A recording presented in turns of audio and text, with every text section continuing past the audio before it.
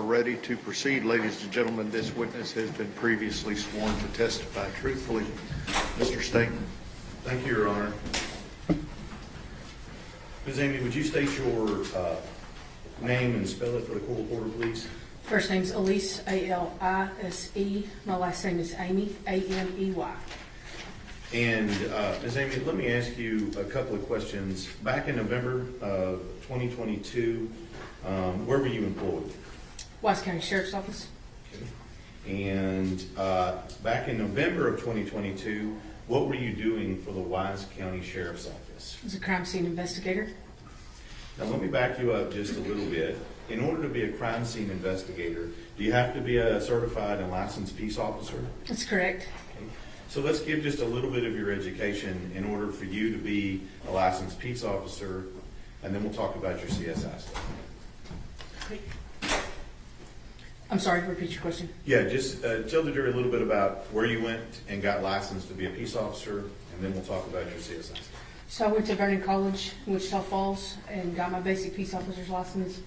And then I went through FTO training at the Sheriff's Office. And then once I got done with my FTO training, I spent probably 8 months total in patrol. And then I went and applied for the crime scene investigator sergeant's position, where I was granted that sergeant's position.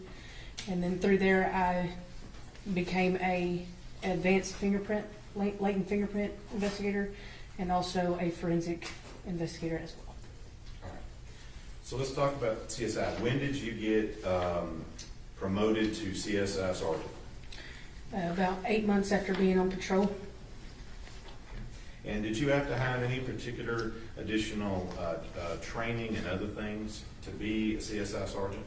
I did go through I went through the FTO program that they had at the Sheriff's Office, and then prior to becoming a full-time CSI investigator, I actually did it part-time as well. Okay. And during that time being a CSI investigator, were you under the supervision of other CSI investigators during that time? Yes, sir. And who was your primary supervising investigator during that time? Sergeant Brett Yaro. Say that again. Sergeant Brett Yaro. Okay. So Spell that last name for the court report. Y-A-R-O. First name Brett with 2 T's? That's correct.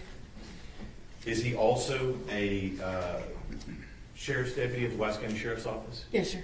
And had he been there quite a bit longer than you? Yes, sir. And how long had he been in CSI when you made CSI Sergeant? For an extended amount of time. A lot longer than you. Yes, sir. So, with regard to being in CSI, they don't just turn you loose just to do CSI stuff when you walk in the door, do they? No, sir. And during the time that you're in CSI, you said you went through an FTO program. Yes, sir. And does that stand for Field Training Officer? Yes, sir. And is that kind of like what you do when you're being a deputy and on patrol? Do you do a similar course of training? Yes, sir. It's like a probationary period. And so with regard to CSI and the Deputy Yaro being your primary, was he your primary supervisor through all of that FTO training? No. Okay, who else did you have? Each month I had a different phase that I went into whenever I was on patrol. So I would have one sergeant from one shift, and then we had 4 shifts on patrol. And so each phase I went through different shifts, and a different sergeant would be my field training officer. So with each of those, you would have to get checked off by each one of them. Yes. Is that same process is what happens when you get promoted to CSI Sergeant with regard to CSI Deputy Yaro? Yes. Okay. And so with regard to CSI, were you allowed to simply just walk into CSI and start doing all this stuff? No.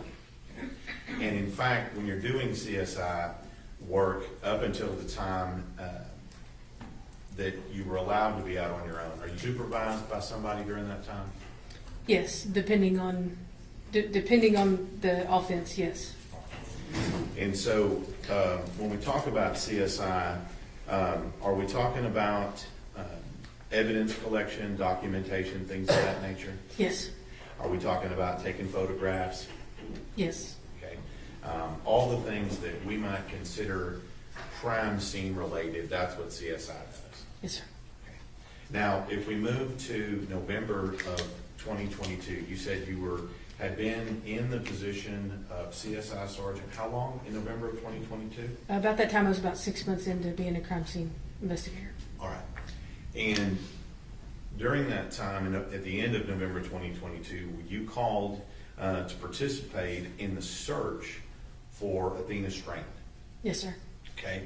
And when you where were you first dispatched to participate in the search for Athena Strand? The father's house And where is that?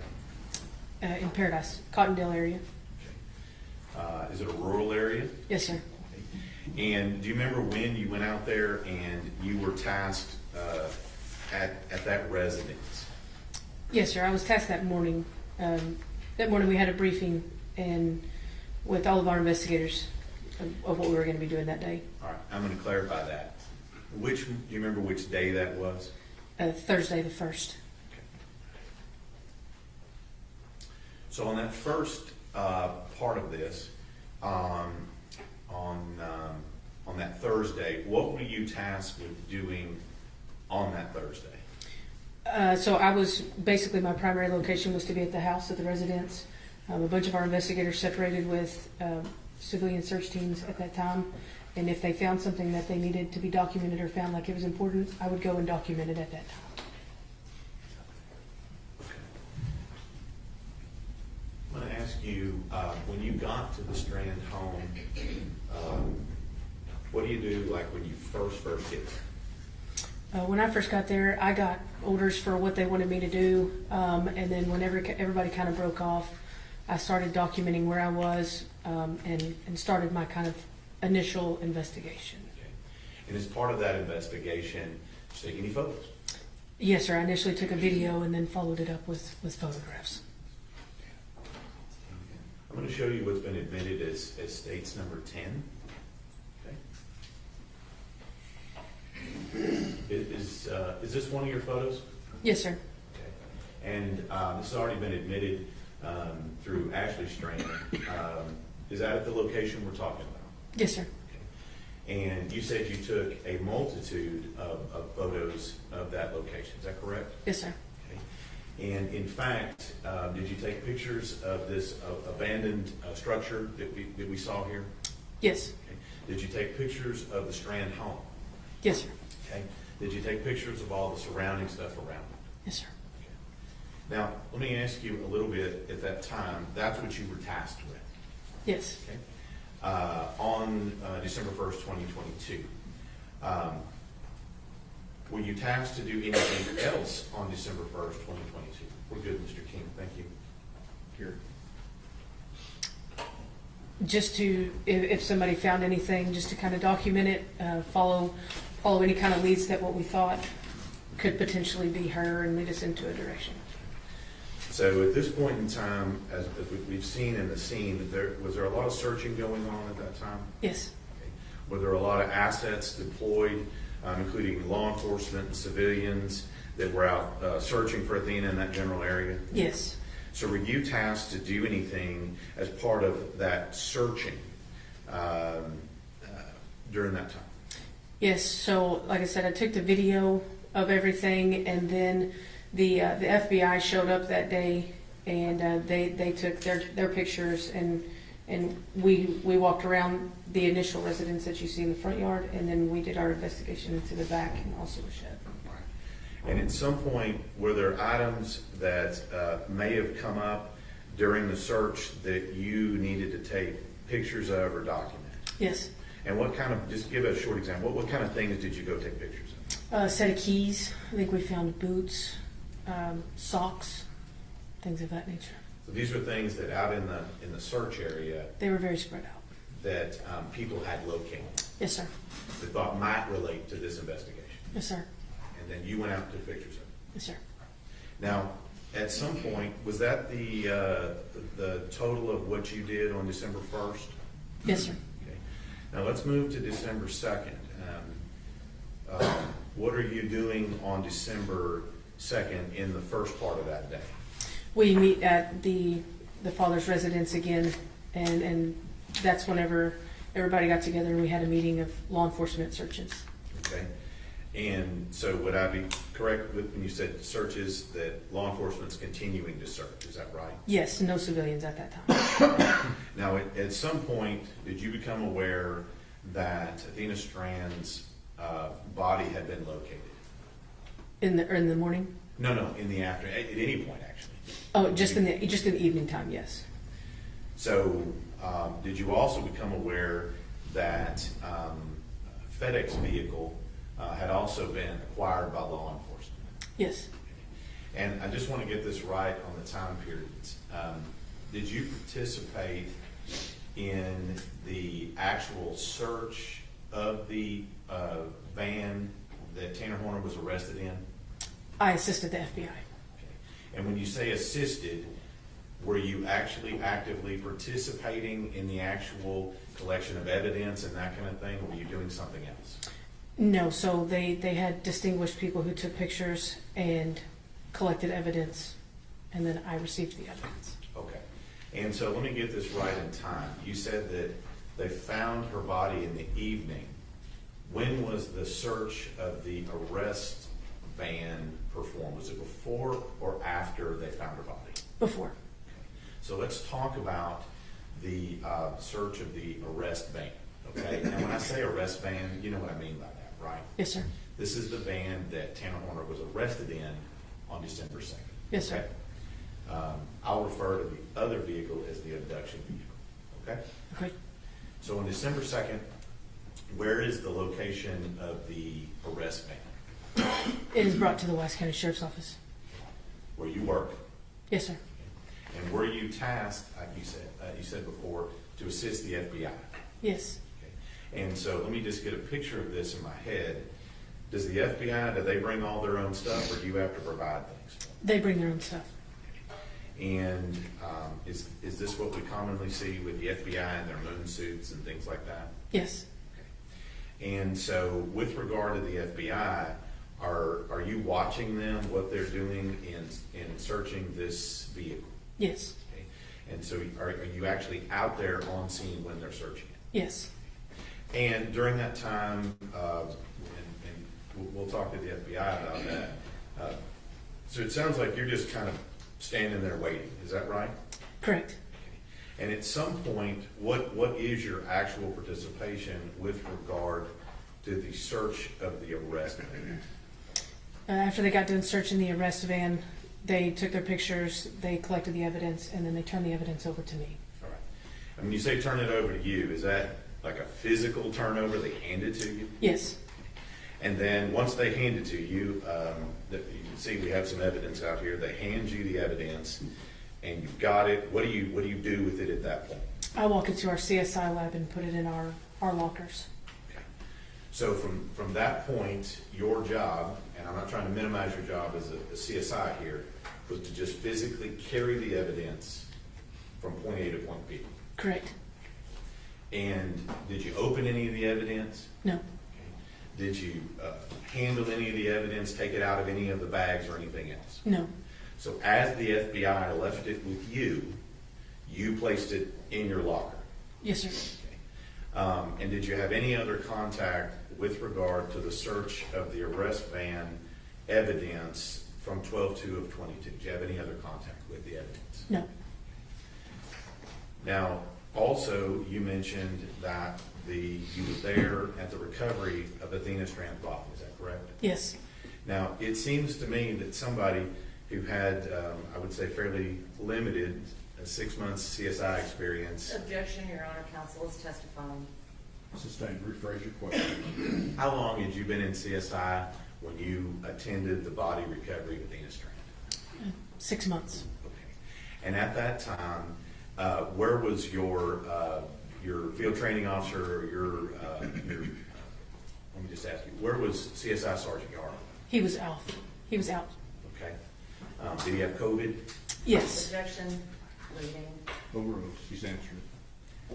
And at this point, you get tasked to do body recovery. Okay. So let me just ask you, is it just you, CSI Amey, out there recovering this body, or are there other people? No, so there was other people. Okay. And who were those other people? 3 other FBI agents. Okay. And was it just those 3 FBI agents, or were there other people on the scene as well? There was law enforcement up on the bridge and in the road, everybody who had been there with the search, and then there was 2 investigators, 2 FBI special agents taking pictures, and then there was the 3 FBI agents, and including myself for the body. And when you say, and I'm not going to go in depth into the body recovery, this is where is this where we physically remove her body from the water? Yes, sir. And is there a process by which we take to remove her body from the water? Yes, sir. Okay. And I don't need every detail, but just give us the short version of what it takes to recover a body from the water. So how we walked the scene. We got a good idea of where we needed to go, and because of the grass being grass and dirt and a mixture of certain things, the FBI did what they are trained to do, and I did. So I worked the top. So I worked the ledge where we placed her. We laid out a bag, and then we laid out a sheet. So once they removed her from the water and I laid her on the sheet, then that is where we documented any kind of physical evidence. So with regard to removing her body from the water, who performed that physical task? The 2 FBI agents in the water. And then you said once they get her out of the water, you prepared an area? Is that what I'm hearing? Yes, sir. So I prepared an area because it was dirt and gravel and rocks. So I prepared an area to where as soon as she came out, any kind of evidence would be preserved on the sheet. And at that time, are there people taking all of this happening? Yes, sir. Now, are you taking any pictures of all of this happening? No.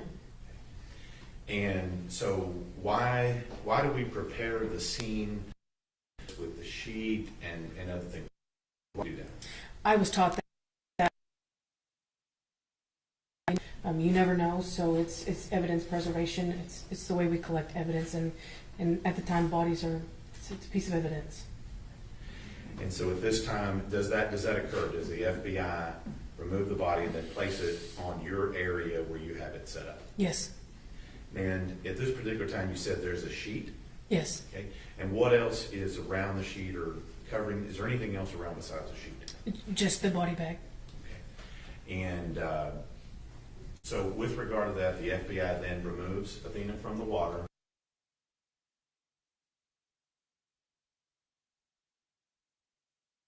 The role at that point with regard to Athena's body. I asked the FBI to document Athena the way that I am trained, because that is how I do ours. We talked it out. They took the pictures. We scaled everything. I bagged her hands for any kind of evidence preservation and signed it, and then put her in the bag, and we carried her upstairs. So let me ask you, said something about bagging her hands. I'm going to ask some questions about that.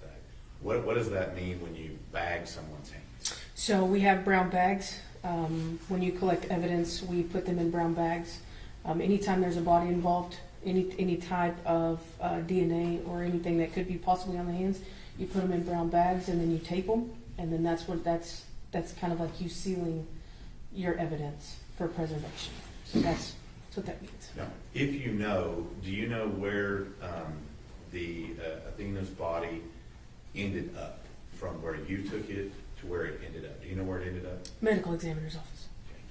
Okay. And when you have a body bag like that, is there a process by which you go about securing the body bag such that it's not tampered with or opened or anything else? Yes. So the last pictures of any crime scene, I asked the feds to take the last picture as well.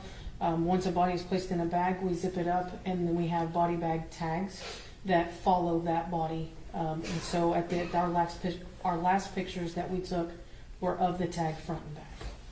And you said pictures we took, not any pictures that you took. So That's correct. So we're on that scene. Do you do that? Do you tag the hands? Or bag the hands? Do you then seal up the body bag at that time? Yes. And at that point, and I'm just asking you physically, how does Athena's body in the bag go from where you have it on the creek side, if you will? How does it get to its next location? The 4 of us carried her up to the van. So when you say the four of you, I'm just going to clarify here, that's you and who else? 3 FBI agents. And then she went into some form of vehicle? Yes, the funeral home. All right. And from that point in time, did you have any more contact with her body or anything to do with that? No.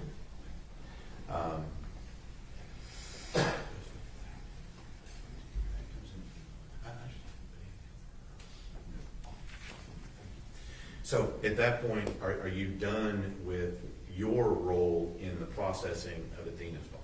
Yes. And did you do all of the tagging and things with regard to her hands and the bag like you just talked about? Yes.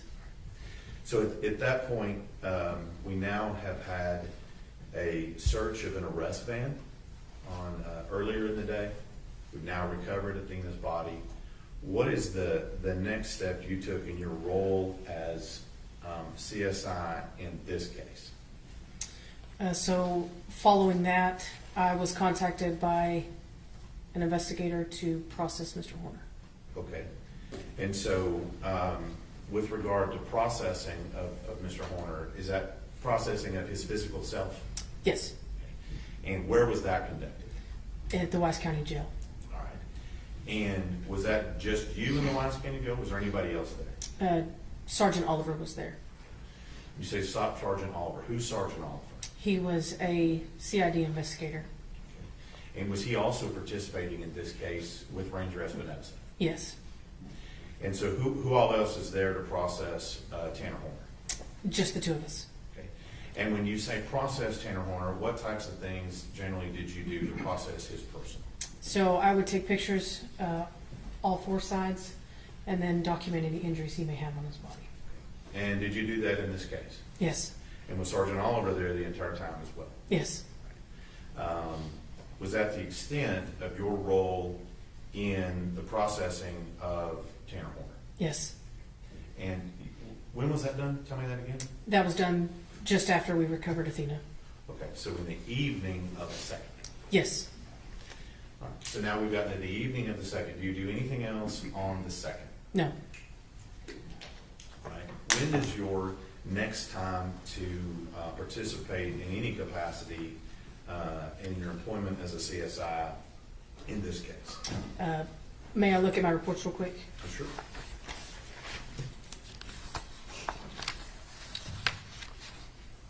So it would have been 12/5. So body recovery on 12/2, and then 12/5 is the next time you participate in this case in any capacity. Yes. And what was that? That is the day that we processed both FedEx trucks. Okay. Now you've already testified that the FBI has already looked at the arrest vehicle. Is that right? Yes. To your knowledge, had anybody looked at the abduction vehicle at that time? No. So you said that on 12/5, do we have both vehicles we're looking at that day? May I look at my report right quick? Sure.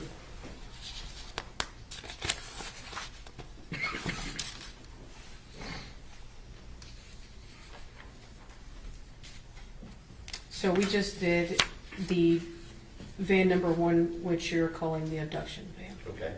And I was going to ask you that if you had a particular deal for it. So in your report, that's referred to as van number 1. That's correct. So this abduction vehicle, AKA van number 1, who is participating in the processing of that vehicle? The FBI ERT and myself. Okay.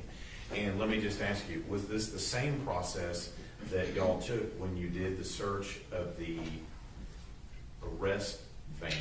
I'm assuming that'd be van number 2? That's correct. Is it the same process you testified that happened in the search of the first van? Yes. So, did you participate in any of the evidence collection or anything else, or was that the FBI? That was the FBI. Okay. So anything with regard to collection of evidence, we would need to ask the FBI. Yes. Right? And your role, was it again what you testified before, essentially as a carrier of evidence from point A to point B? Yes. And any evidence that was collected in the van number 1, the abduction vehicle, did you do the same thing with it? Yes. And all of that evidence, did you open any of it or mess with any of it at that time? No. No. So at that point in time, so what do you do next? That's 12/5. What happens next? So on 12/15, I was contacted by our property manager, Paige Dobines, to meet her in her property room. Sorry, Judge, that was me.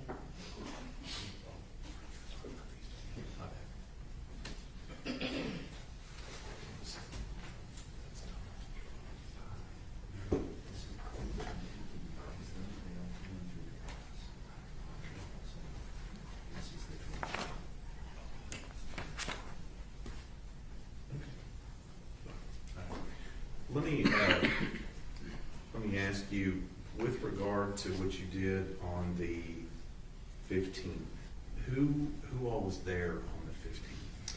It was the victim's mother, or the mother's attorney, myself, and Sergeant Paige Dobines.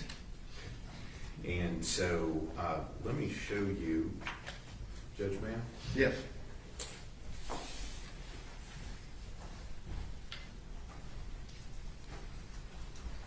Let me show you what I've marked. States 154. Reading this. States 154, 155, 156, 157, and 158. Will you take a second and look at those and tell me if you recognize those?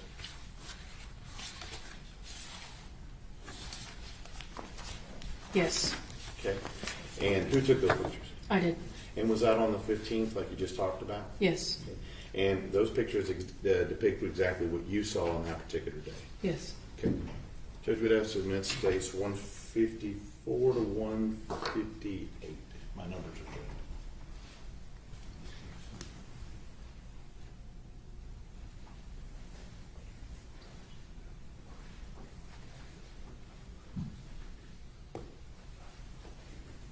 No objection. State's exhibits 154 through 158 are admitted. And let me ask you, this particular time when they arrive, just give us a general description of what they brought you and what was in the box. So when I arrived into our conference room at the sheriff's office, I was met with them, and there was a Walmart package on the table. Okay, cool.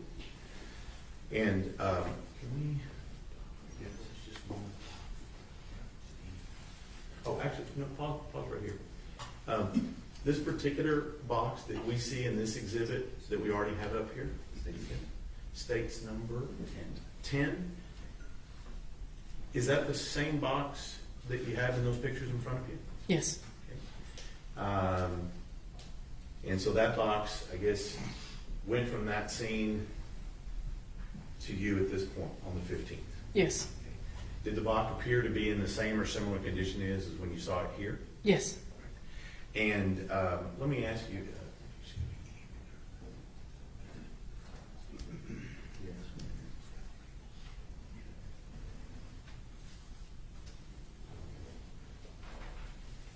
There we go. Is that your picture as well in states number 9? Yes. And then.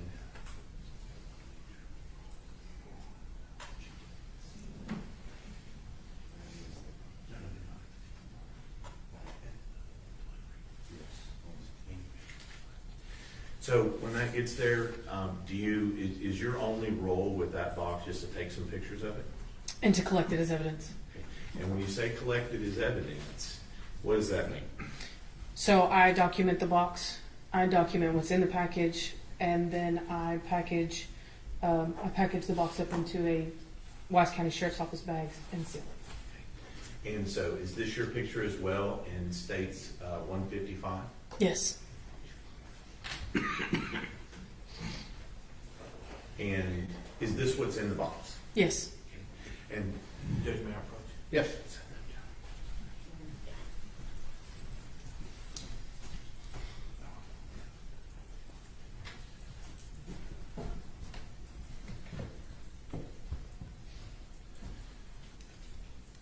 Again, with the glasses, sorry.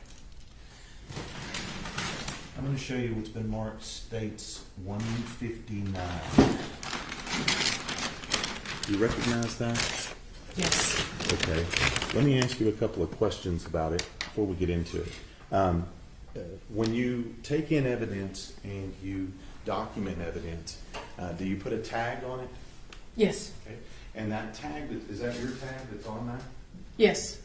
And also, is that some of your writing also on that box? This is Sergeant Yaro's writing.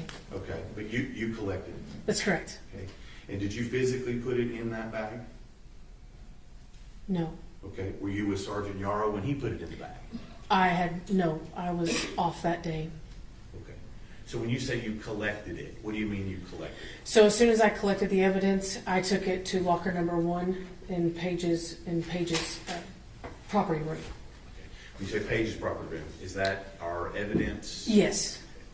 So you took it physically Yes. and you took it to property. Yes. And it was later actually placed in a bag like this Yes. by who? By Sergeant Brett Yaro. So the item that's in that, do you know what's in that bag? Yes, sir. Okay. And is that the item you collected? Yes, sir.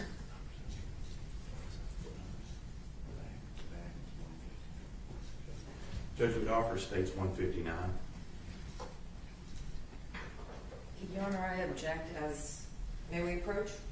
No, I'll Okay. Your Honor, she didn't collect it. We don't have a chain of custody on this. She admitted that she didn't put it in the bag. So how does she know what is in the bag is what was taken to the locker? Right. Your objection at this point is sustained. Yeah, that's one. All right. So the next, that's on the 15th, correct? Yes. And with regard, what did you do next with regard to this case involving Athena Strand? And Your Honor, we would also object to having State's Exhibit 158 displayed without the witness testifying to it. 158 has been admitted into evidence. Exactly, Your Honor, but we would object to them leaving it up on the screen while the witness is not testifying to it. That's overruled. Go ahead. What did you do next? We said you collected the box that you just talked about with the Barbies in it. What did you do next?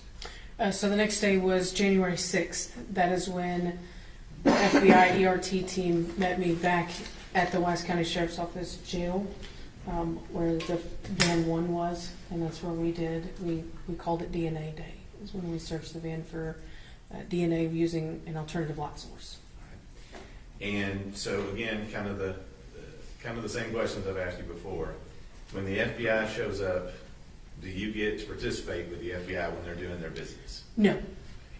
And so with regard to anything they did, we would need to ask the FBI. Yes. And then are you similarly, what I asked you before, the carrier of evidence from point A to point B? Yes. And so any evidence they collected on that day on January 6th of 2023, I didn't ask you, is that January 6th of 2023? Yes. And any evidence they collected, did you open any of it or tamper with it or do anything with it? No. Just simply carried it and put it in locket? Yes. Do you have any more contact with that evidence from the time at which you carried it and put it in locket? No. All right. What do you do next? The next day is 110. We were advised to take the floor out of van number 1. There were some markings on the victim's face, so that were consistent with the patterns on the floor of the FedEx van. Well, now, you didn't conduct any investigation into any marks on the victim or anything like No. that, did you? No. You were instructed to go and simply take the floor panels out. Yes. And was that just you? Yes, sir. Who else was with you? Sergeant Brett Yaro. And so, what did y'all have to do to remove the floor panels from the feet? May I go to my report? Yeah. Well, let me just ask you. I'm going to speed this up a little bit here. When you remove them, does that include unscrewing them from the floor? Yes. And does that remove, actually physically? Objection, Your Honor, leading. Sustained. No, lead your witness. what do you have to do to remove these panels from the vehicle? We have to unbolt them from the chassis of the truck and then remove them one by one. And when that's done, what do you do with them? We bagged them in brown paper since they were so big and they were in 5 or 6 different pieces. We'd have to bag them separately, and then we tagged them with our initials. And is that you and CSI Sergeant Yaro? Yes. Get all that done, do you then tag those and place them in evidence? Yes. Objection, Your Honor, still leading. Don't lead your witness. Once they're all collected and put in the brown paper, what do you do with them? I take them to locker number 1. And any other contact with those items? No. Now, did you then go back out and take a look at the arrest vehicle in January of 23, at the end of January? Yes, that's correct. What did you do on late January of 2023? We were looking for a piece of paper or a sticker, decal of some sort that was placed over the video camera. Okay. And who were you with? Sergeant Brett Yaro. And were you able to locate any evidence? Yes, we located a number of FedEx tags. We found out that they were actually FedEx Objection, tags. Your Honor. That's sorry. based on hearsay. Overruled. Go ahead. We found out that they were FedEx tags, and we collected an abundance of amount of FedEx tags from the FedEx van. When you say FedEx tags, what are we talking about? Can you describe what a FedEx tag is for the jury? So it's a small tag that has general information. May I refer to the pictures on the box? Just give us a general description, then we'll talk.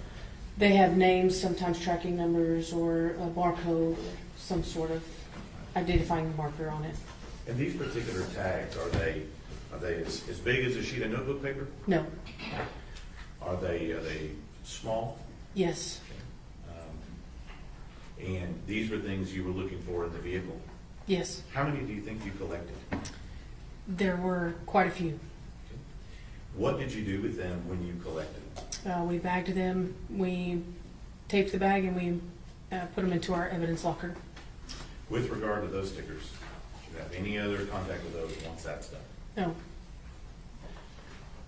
All right. What next? What happens next in your role as a CSI in this case? That is it for me. That was it for me. Let me ask you, did you participate in removing the black boxes from these vehicles? Yes. Do you remember when that was? In the month of January, shortly after removing the floors. And was it you who removed the black box or someone else? No, someone else. Who was that person, if you remember? He was a trooper, Patrick. That's his first name. So how does this come about that these black boxes are removed by the trooper? How does that happen? We were just advised to meet him out there, that he had to pull some information off of the vans, and that there's a black box located in each FedEx van that could have vital information on it. Did you actually do anything that day or just be present? No, I was just present. Now, we've gone through several things so far. Did you do anything else with regard to this case after you observed the trooper pull in the black boxes? No.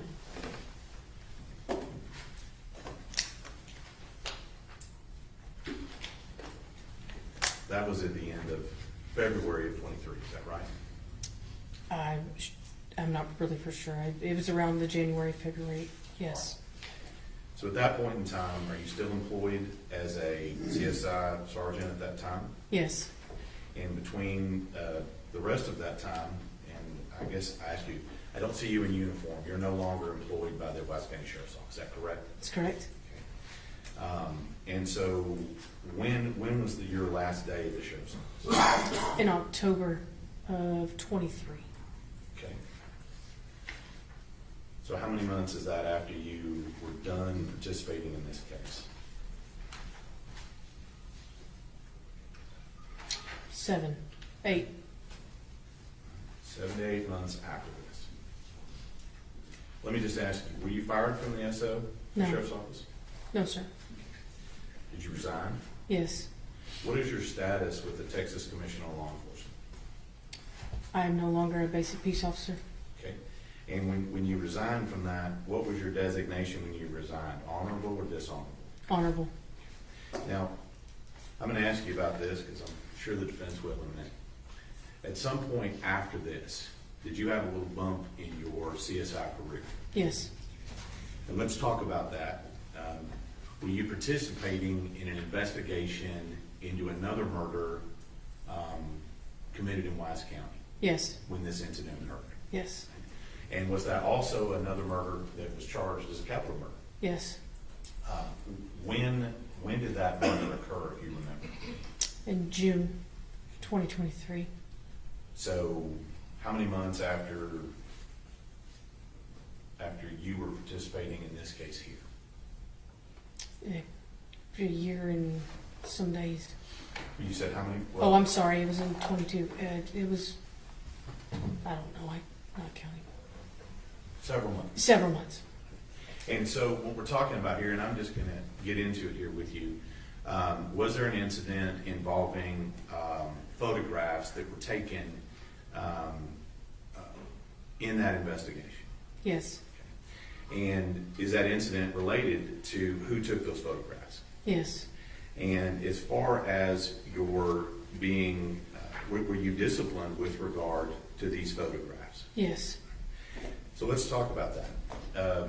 What was the standing order when you went out on that scene with regard to who was supposed to be taking photographs? I had an intern with me, and the intern was not supposed to take pictures. Okay. And at that point in time, did you allow the intern to take pictures? Yes. Okay. And do you know how many pictures it was? A handful. And at that time, was that the standing order by the patrol captain at that time? Yes. So you didn't do what the patrol captain told you to do. That's correct. That's not good, is it? No. Now, the problem came up, you were asked later on if you had let that particular intern take those handful of photos. Is that correct? Yes. And what'd you tell him? Told him no. Okay. That's not true. It's correct. And that caused you some problems at the sheriff's office, didn't it? Yes. Are you proud of that you said something that wasn't true? No. But you did. Did you eventually tell your superiors that what you told them wasn't true at that time? Yes. And at that point in time, once you told them that it wasn't true, you no longer get to be a CSI. It's correct. But you weren't fired. No. What was your duties after that? I moved back down to patrol. And you did that until you resigned in October of 23. Yes. Now, that incident happened after the one we're talking about here, correct? Yes.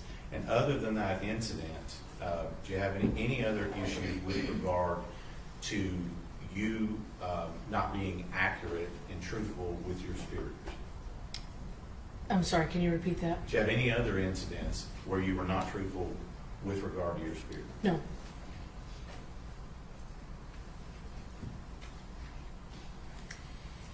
House witness. Cross-examination.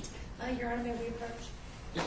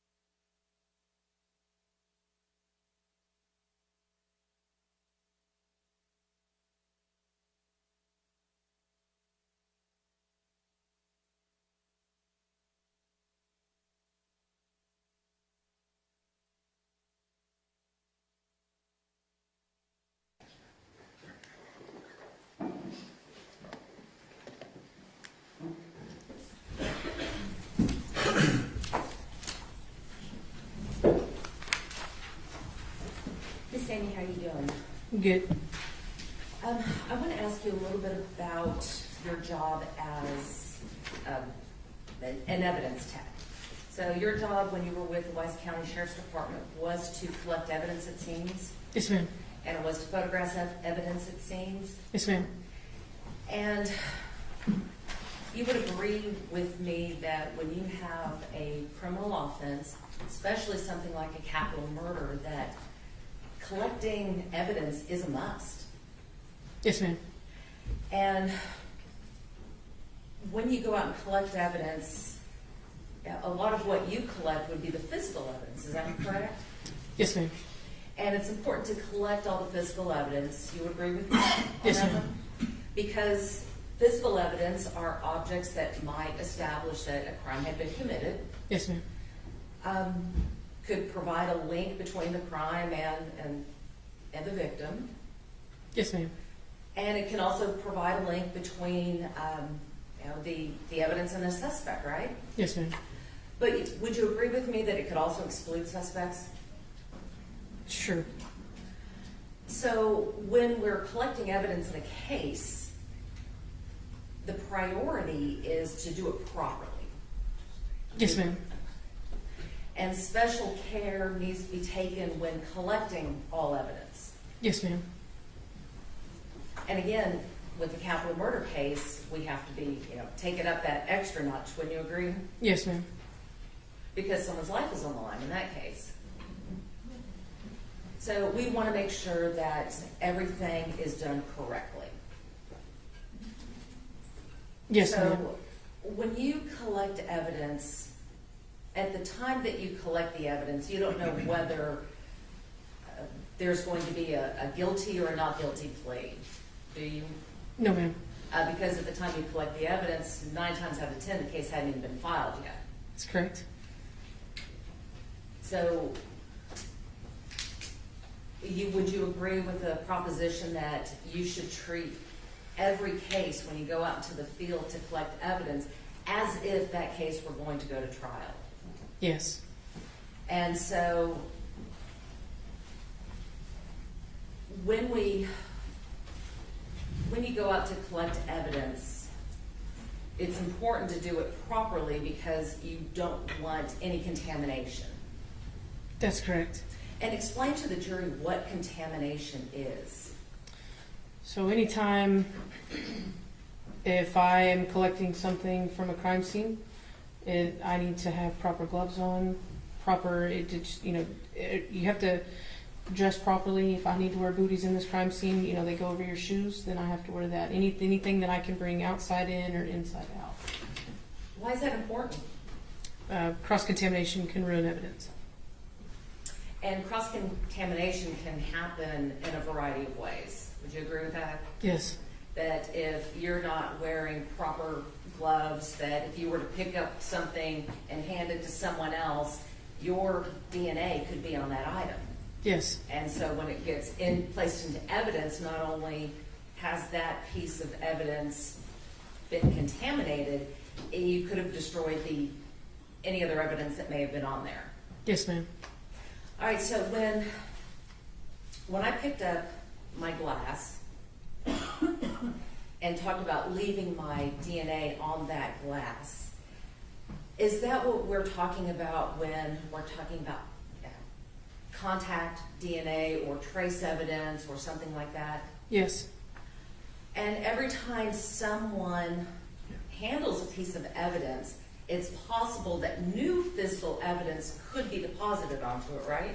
It's possible. And that's why we wear gloves. Yes, ma'am. And that's why we wear the booties.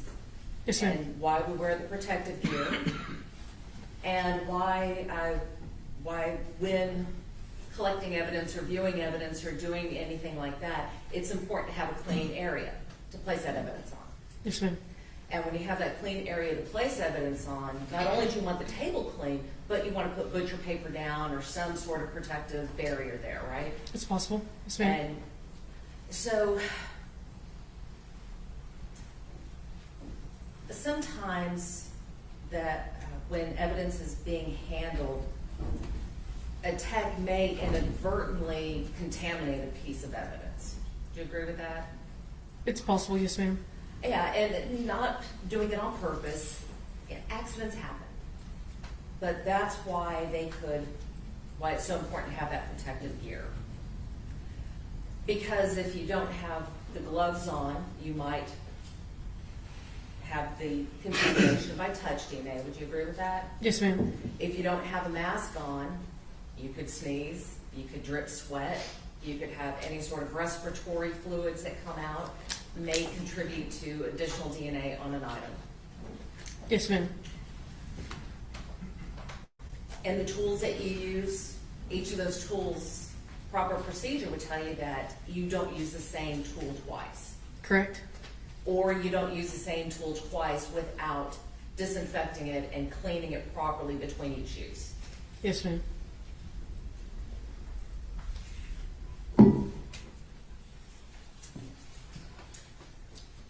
Let's talk about the packaging of evidence. Evidence has to be packaged in such a way after it's collected that basically just to prevent any contamination or destruction of the evidence, correct? Yes, ma'am. Because, well, let me back up, because contamination, again, could affect the outcome of the case. Yes, ma'am. And it doesn't take a lot to contaminate or cross-contaminate an item of evidence, does it? That's correct. Would you agree with me that when you put when you put evidence into a package, you also have to make sure that that evidence bag is not contaminated? That's correct. And a way to do that is to make sure that, again, everybody wears gloves, personal protective gear. Correct? Yes, ma'am. Okay. With regards to packaging evidence, to avoid contamination, isn't it important that it should be sealed as soon as possible? Yes, ma'am. And preferably to seal that evidence at the scene. It just depends on evidence collection and where it's coming from. But the main thing is you got to get it sealed quickly because you don't want any opportunity for evidence to become contaminated. Yes, ma'am. So let's talk about storing evidence. After evidence is collected, it's important to make sure that it's also stored properly. Would you agree with that? That's correct. And part of that proper storage is that items shouldn't be, well, let me back up to packaging. If you have several items, you put all those items in a separate package, right? Yes, ma'am. That you don't want to put a suspect's shoe in the same place with a victim's pair of pants, right? That's correct. You don't want to put more than one item in a bag because that too can cause contamination. That's correct. All right, so when we store the evidence, we want to make sure it's stored in a secure place, right? Yes, ma'am. And we also don't want to store evidence from a suspect and evidence from a victim in the same place either, do we? I don't understand your question. I'll try to ask a better one. Okay. All right, when we store evidence in the evidence locker, Mm-hmm. it would be the better practice not to have any evidence related to the suspect in close proximity to any evidence related to the decedent. No, ma'am. I mean, they're both everything is in its own bag. Everything is sealed before it ever goes into a locker. All right, so let's talk about the evidence collection in this case. You were asked to participate in the investigation of this case, right? Yes, ma'am. And so you went out to the scene and documented what was going on at the scene. Yes, ma'am. Now, I believe earlier you testified that there was an image of the box on the steps. Yes, ma'am. You photographed that at the scene? Yes, ma'am. And you took that into evidence? No, ma'am.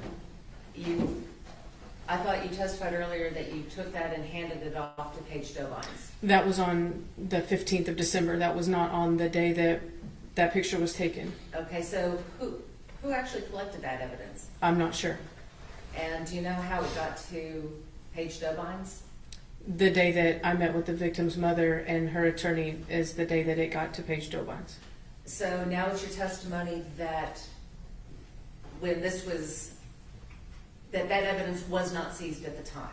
It was not seized the day that that picture was taken. No, ma'am, not by me. And to your knowledge, was that seized by any law enforcement officer on that day? I'm not sure. But you do know that you met with the sheriff, or in the sheriff's office with Paige Dobines, Athena's mother, Miss Gandy, and Miss Gandy's attorney, Mr. Varghese. Is that correct? That's correct. And it was Mr. Varghese who is the one who provided that package to the sheriff. That's correct. And on what date was that? It's on 12/15. So that was 13 or 15, 16 days after that photo was taken? Yes.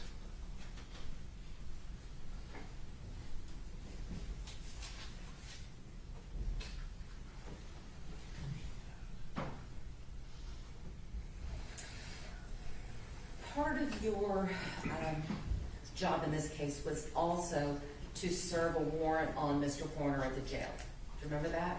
Yes, ma'am. Your job was to collect his DNA, No, ma'am. or to collect a buccal swab. For No, ma'am. the, That was not me. okay, so you were present when the buccal swab was No, collected? ma'am. I was not. Who was present when? I can't answer that. I don't know. Okay. So, but you did process Mr. Horner, correct? Yes, ma'am. And you took photos of him? On 12/2. Yes, ma'am. During the time that you took photos of him, he didn't try to fight you, did he? No. Didn't resist you in any way? No. Didn't try to commit any act of violence against you? No. He was cooperative. Yes, ma'am. Again, didn't cuss or yell at you? No, ma'am.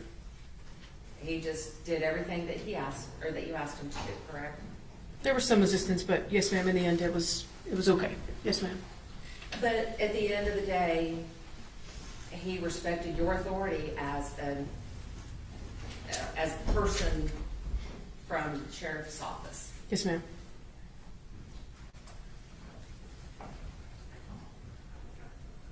How long were you with the sheriff's department? At its entirety, Yes. a little over 2 years. During that time, were you ever involved in what we call an evidence view, where the defense attorneys come in and view the evidence that was collected in a case? No, ma'am. Are you aware that there are times when defense attorneys want to come in and collect evidence, view the evidence that was collected in a case? I've heard of such, but I don't know what they are. Yes, ma'am. Okay. We might be able to break here, because I understand the lunch. They're not here yet, so let's. Oh, okay. May I approach the court reporter? Yes.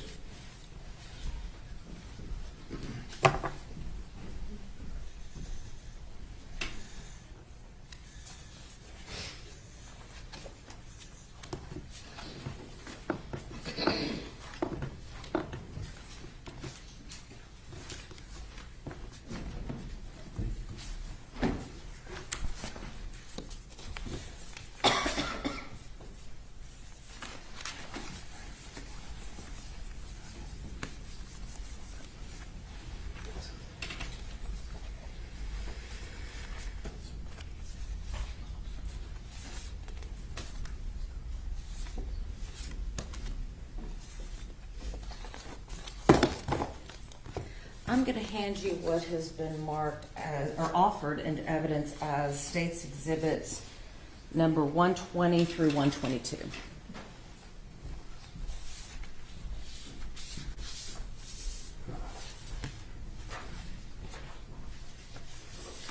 Did you take these items, or did you process these items and collect them as evidence in this case? No, ma'am. Let me refer to my report, please, if you don't mind. Okay.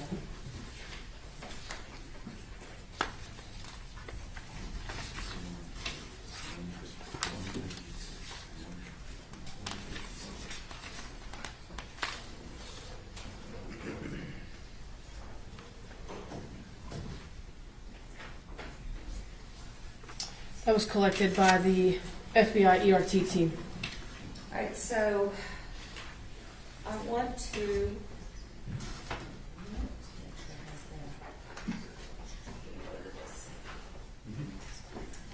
Now, Brett Yaro, Yes, ma'am. I'm going to hand you what has been marked as defendant's exhibits number 11 through 15, and I'd like you to take a look at this, please.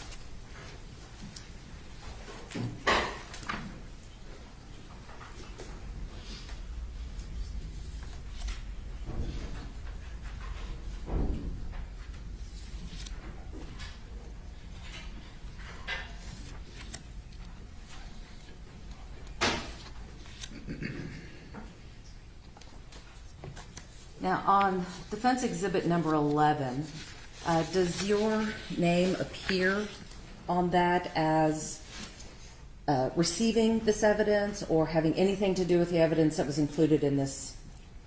Yes, so this tag states that I received it from the FBI and put it into our RMS system at the sheriff's office. All right, so I'd like you to take a look at defense 12 through 15, and look at states 120 through 122. Okay? I'm not sure what I'm looking at. Do those appear to be the same items? Yes, ma'am. All right, defense offers defense exhibits 11 through 15, and I have given copies to the state too.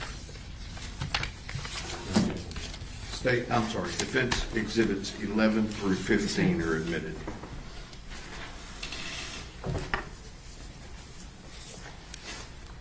May I publish your own? Yes.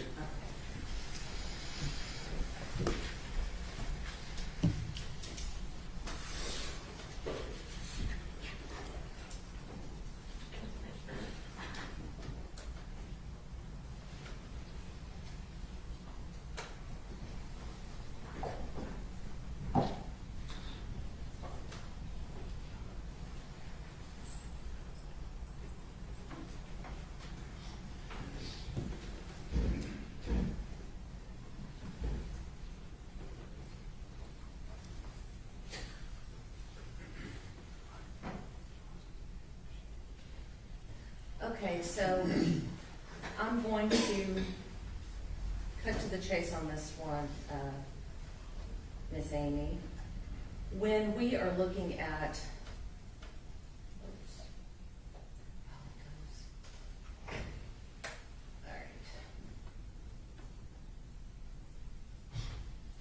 all right, so let's take a look at defense exhibit. Oh, there we go. Now it's working. I'm sorry, I'm not very technologically advanced.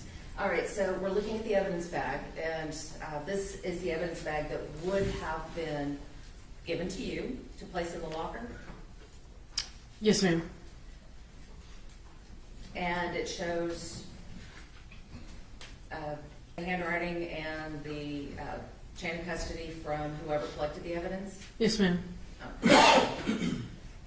Now, we talked about the importance of using protective gear when looking at evidence. And you talked about the importance of having a clean surface and having butcher paper between the item and the surface. In states or defense exhibits number 13, 14, and 15, do you see any butcher paper on the table? No, ma'am. And it's important to have butcher paper on the table because that can reduce the possibility of cross-contamination, correct? Yeah, I can't answer why they didn't put it down. I mean, I wasn't there for that. But I'm saying that it's important to have it there to reduce the chance of cross-contamination. Yes, ma'am. So evidence that was left on the table that has not been either sterilized or that doesn't have butcher paper, or if an officer didn't change his gloves routinely, as in between every item, there's a possibility that this piece of evidence could become contaminated. It's possible, yes, ma'am. All right.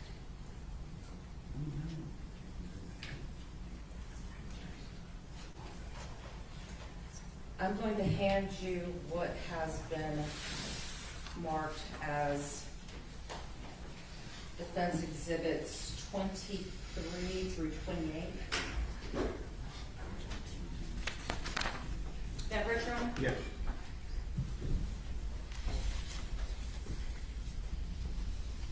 Ms. Amey, if you'll look at 23 to 28, I'd like you to.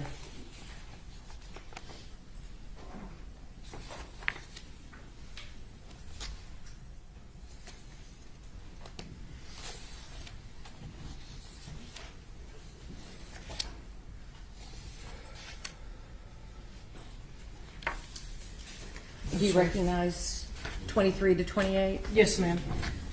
We'll offer defense 23 to 28. You haven't seen? I have given you copies of all of them that we were. No, you haven't. Oh, I'm sorry.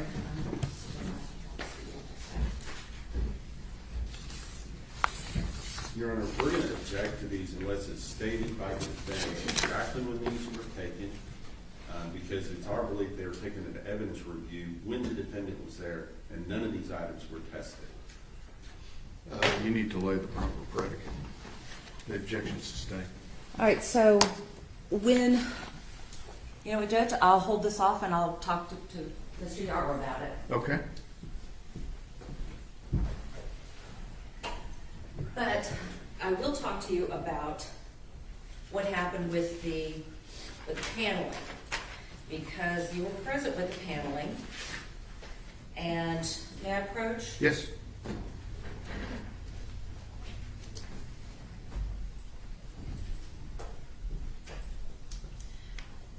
I'm gonna hand you what's been marked as defense exhibits 29 and 30.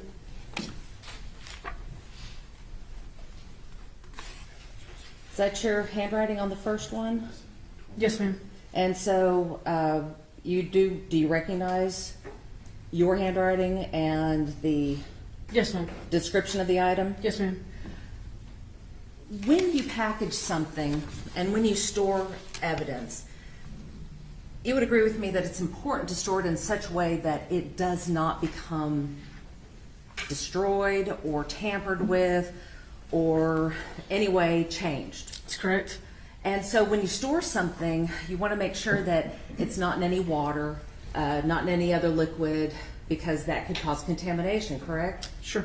I want you to look at defense exhibit number 30. That's Sneaks, I'm sorry. Your Honor, I'm going to offer, or do you recognize state's exhibit number, or defense exhibit number 30? I don't. Okay. And I will, let me get another one for you. Okay. Oops.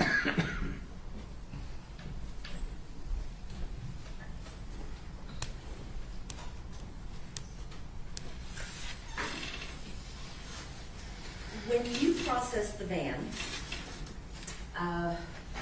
was it just you or who else was involved? Sergeant Brett Yaro. I'm sorry? Sergeant Brett Yaro. Okay, then I'll hold off on these until Mr. Yaro takes the stand.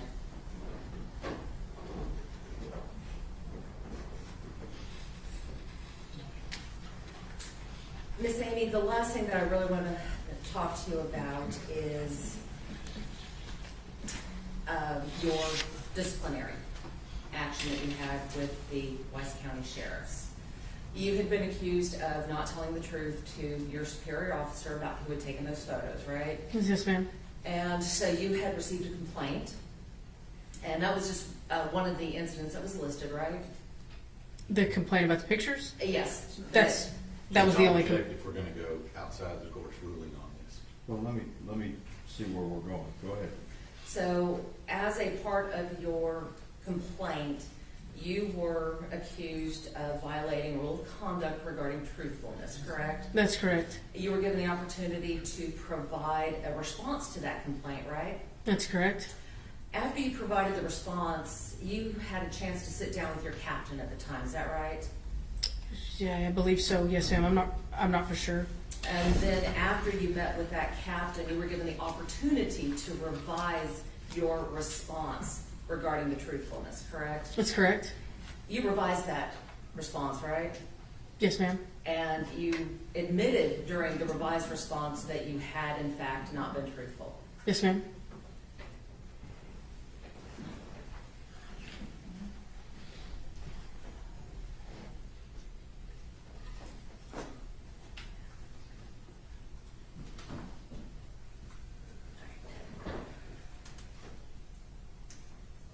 I'm sorry, Sammy, I just want to go back. Were you the one that had processed the arrest van?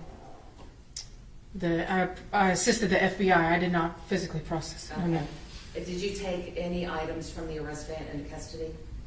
Whatever the FBI ERT team collected, they collected it, and I walked it to our CSI locker. Were you observing the collection of that evidence? Yes, ma'am. So when you were with the arrest van, one of the items that they collected was a backpack, correct? Yes, ma'am. And that was a Dragon Ball Z backpack? Yes, ma'am.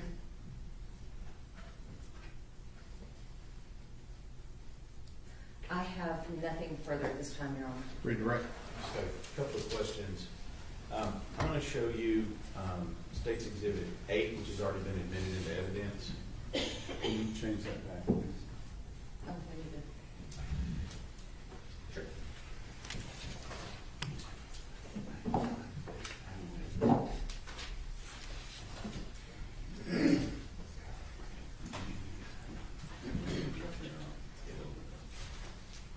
This picture that you took on the scene of this box, Deputy Amey, I'm gonna have you read that middle number on the box.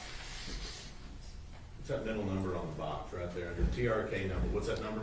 618486856845. Let me show you State's 156. Is